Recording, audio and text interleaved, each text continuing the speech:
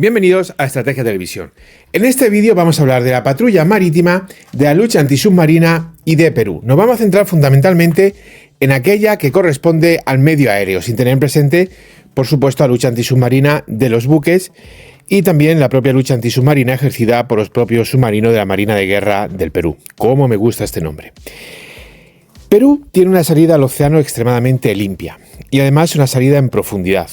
De hecho, Perú, para encontrarse con algo, pues tendría que avanzar miles y miles de kilómetros hasta empezar a llegar a países que casi nadie conoce, como es el caso de Kiribati, como es el caso de Nauru, de las Islas Tonga, de Samoa, o más lejos todavía, Marshall y demás, es decir, las naciones de Oceanía.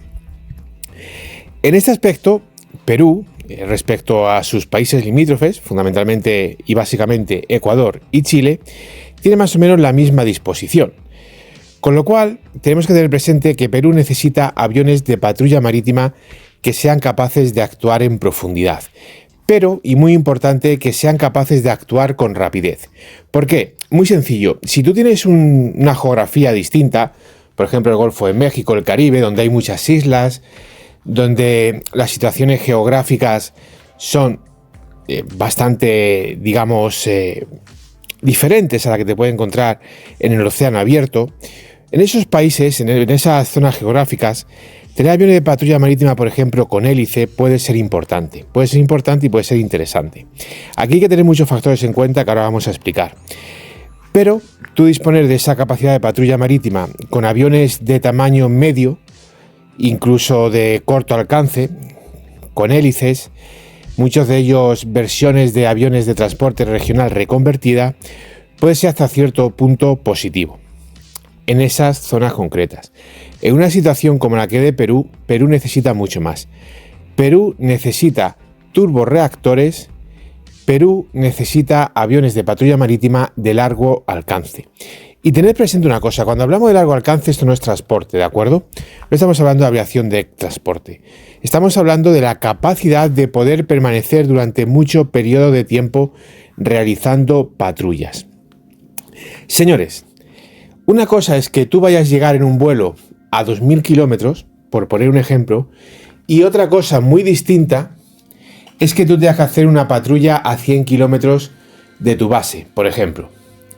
Esto hay que saber diferenciarlo, porque no es lo mismo hacer un vuelo limpio que hacer un vuelo donde estás moviéndote a diferentes alturas, donde subes, donde bajas, donde una vez vas más rápido, otras veces más lento. Es más o menos, para que os hagáis una ligera idea, como conducir en ciudad o conducir en carretera. Tú en carretera, en principio, puedes mantener una velocidad constante. En ciudad, ¿no? En ciudad frenas, arrancas y estás así todo el rato. ¿De acuerdo? Pues esto es exactamente lo mismo. Una cosa es el transporte limpio que tú hagas y otra cosa es una misión de patrulla, donde van a estar componentes completamente diferentes a las que te vas a encontrar en una misión de transporte. Con lo cual estos aviones tienen que tener una gran capacidad de aguante, una gran capacidad de autonomía, pero además tienen que tener unos motores que den un buen rendimiento.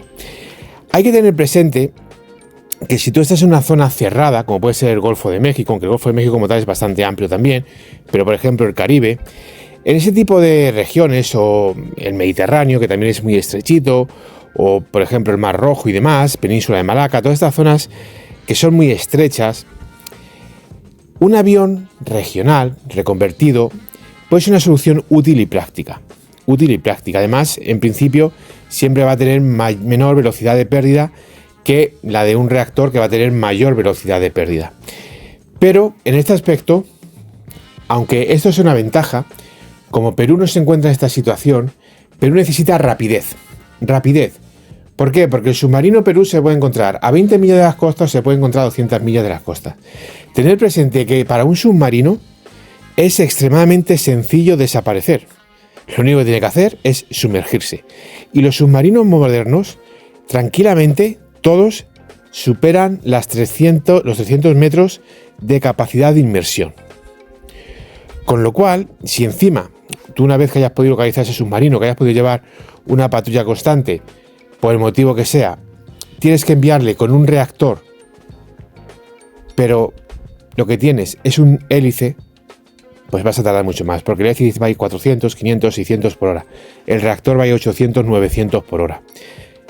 Prácticamente la velocidad es el doble. Si la velocidad es el doble, el tiempo que va a tardar en llegar, pues es sencilla la cuenta, ¿verdad? Va a tardar la mitad. Y estas son las cosas que hay que tener muy presente a la hora de poder tratar estas misiones. Luego, por supuesto, también tenemos otros factores como la bodega de carga, como la capacidad de llevar distintos sistemas, la propia capacidad de llevar armas, etcétera, etcétera, etcétera, etcétera, ¿de acuerdo? Por eso es tan importante dónde vayas a actuar, porque no es lo mismo actuar en un ambiente cerrado, semicerrado, que en un ambiente mucho más abierto. Pero además hay que tener presente una cosa, no es una cuestión solo de patrulla marítima y lucha antisubmarina, es una cuestión de capacidad operativa. Mirar, por ejemplo, el vecino de Perú al sur, mirar Chile. Chile tiene dos armas para su patrulla marítima. Tiene los CASA C-295 y luego tiene los P-3. Son dos aviones que se parecen en algunas cosas, pues ambos son de hélices, pero el P-3 tiene muchísima más capacidad, autonomía, alcance, etcétera, etcétera, etcétera, que un C-295. Sin embargo, el C-295 es mucho más moderno y capaz en cuanto a sistema que el P-3. Estas son cosas que, bueno, que están ahí y que Chile puede combinar ambas cosas. Por ejemplo, para tener una capacidad disuasiva real, tanto Perú como Chile necesitan cubrir muchísimo espacio marítimo, muchísimo. Y obviamente Chile, por ejemplo, con el CASA, pues no va a poder cubrir tanto espacio marítimo ni de forma tan eficaz. Pero no solamente se trata de eso, sino que también se trata de las capacidades con las que vas a poder cubrir ese espacio marítimo. Y os pongo un ejemplo operativo. Tú ponte que Chile está operando su C-295 y Perú, imagínate que compra el P-8 Poseidón, por poner un ejemplo, ¿de acuerdo? El que estamos utilizando para ilustrar este vídeo, o uno de ellos, de los varios. Y ahora tienes tú una misión de enfrentarte a un submarino de la Armada del enemigo, uno de la Marina de Guerra del Perú y otro de la Armada chilena. ¿Qué vas a hacer? El C-295 lleva menos de la mitad de sonoboyas que lleva el, por ejemplo, P-8. Menos de la mitad de sonoboyas. ¿Cuál es la realidad de esto? Pues que obviamente tiene muchísima menos capacidad operativa de actuar contra un submarino, de poder localizarle, de poder rastrearle, de poder seguirle o de poder cubrir una determinada área naval.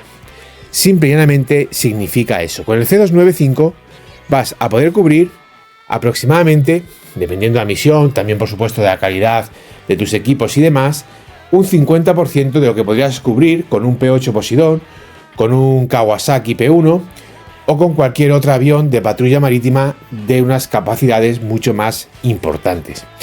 Pero luego también es una cuestión de capacidad de reacción, como he explicado antes.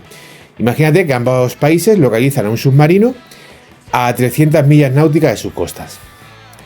¿Quién va a llegar antes? ¿El C-295 o el P-8, por ejemplo? Pues la respuesta ya la sabéis porque os la he dicho.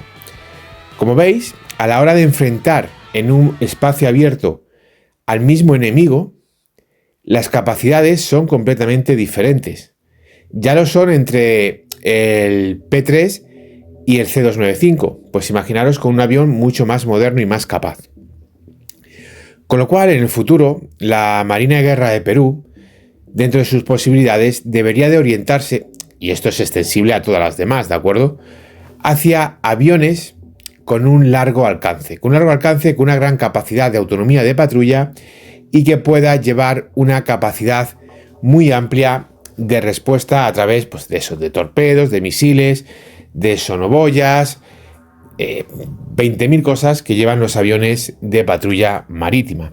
Porque, señores, esto no va de que se vaya a poner uno ahí por la ventanita del avión a mirar si ve algo, que también vale, porque una forma de localizar un submarino es a través de su estela. Incluso si el submarino está operando cerca de la superficie y es un día soleado, puedes ver el submarino sumergido, se ve. Y es una forma de localizarlo, aunque pueda parecer tribal y aunque pueda parecer antigua, es una forma de poder localizarlo. Hay muchas más. Los submarinos, por supuesto, los aviones de patrulla marítima en la lucha antisubmarina se encargan de este tipo de misiones. Pero luego también tenéis que tener presente otro componente. Imagínate que ese avión es atacado, porque los submarinos pueden llevar misiles antiaéreos. Sí, son misiles antiaéreos de corto alcance, pero puedes llevarlo. Pero ¿y si te encuentras por ahí una corbeta, por ejemplo, y te lanza un misil? Hombre, como norma general, ninguno de los dos aviones va a poder escaparse un misil, porque el misil, por poco que vaya, va a ir a Mach 2. Pero claro, ¿quién va a tener más posibilidades? ¿Un avión que puede ir a 400 por hora o un avión que puede ir a 890, 930 km por hora? ¿Qué avión va a tener más capacidad de reaccionar con las potencias de sus motores? ¿Qué avión va a tener más capacidad de llevar mejores medidas contraelectrónicas, chaff, bengalas, dispensadores de señales, por ejemplo, de calor, etcétera, etcétera, etcétera, para poder engañar ese misil? Y por supuesto, ¿qué avión va a estar más capacitado para exigirle lo máximo a sus motores, poder en mayor o menor medida maniobrar y lo que haría cualquier persona con dos dedos de frente, que es automáticamente bajar a ras de ola para que al menos intentar evadirte cuanto menos del barco? Porque si el misil tiene sistema de guía propia, pues tienes un problema, claro. Si el misil está guiado en todo momento por el buque y consigues bajar, pues a lo mejor, gracias a la curvatura de la Tierra, pierdes contacto. Pero si el misil está guiado por el buque solo en la fase final, la fase final es de guía propia, o si directamente el misil, desde el momento que dispara por sus propios medios, te va a buscar a ti, tienes un problema. Y obviamente, para solucionar ese problema, cuanta más capacidades tenga tu avión, muchísimo mejor. Esto es obvio. Además, hay que tener presente qué tipo de misil te dispara, porque sí, el misil puede ir rápido, pero si el misil, por ejemplo, va a una velocidad Mach 2.5, por poner un ejemplo, y tú tienes un P8 que te va a 900 y pico por hora, pues dependiendo de la distancia, los misiles de corto rango tienen un alcance entre los 20, 25 y 50 kilómetros. Dependiendo de la distancia, incluso puedes escaparte.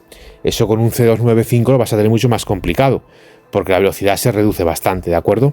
Entonces, como veis, básicamente el único argumento que puede haber a favor de tener aviones de patrulla marítima regionales, C295, ATR-42, ATR-72, cualquiera de estos modelos, es una cuestión de ahorro de costes a la hora de operarlo. Una simple cuestión de ahorro de costes. Todas, absolutamente todas demás cuestiones van a favorecer siempre a los aviones con mayor capacidad de carga, de autonomía y, por supuesto, de capacidades aerodinámicas, tanto de la velocidad como de la capacidad de el propio sistema de alcance del avión. Muy importante también a la hora de realizar patrulla, la velocidad máxima y mínima de pérdida de cada avión. Todo esto está en esa dinámica incluida, y como norma general, quitando misiones muy concretas, obviamente siempre va a favorecer a este tipo de aviones, y sobre todo cuando hablamos de aviones hablamos de países como Perú, como Chile, como Brasil, como más arriba México, que su salida al océano son enormemente limpia. Claro, si tú me dices, oye, mira, soy la Marina de Guerra de Albania, soy la Marina de Guerra de Grecia, soy la Marina de Guerra de cualquier país así del tipo que estoy mencionando, ¿tú me recomiendas el P8? Pues no, porque la Marina griega, ¿dónde va a actuar? ¿En el Peloponeso? Mucho más eficaz un C295. ¿Dónde va a actuar la Marina de Albania? ¿En el Adriático? Es mucho más eficaz un C295 ahí. Pero oye, si tú tienes la inmensidad del Pacífico delante tuya, pues meterte en él con un C295 es como Cristóbal Colón meterse con una carabela de madera. Es mejor que en el Atlántico te metas con un destructor de 8.000 toneladas. Es así de simple. Gracias por ver el vídeo. Es un honor informaros de la realidad. No dudéis en dejarme vuestras opiniones y nos vemos en el siguiente análisis estratégico.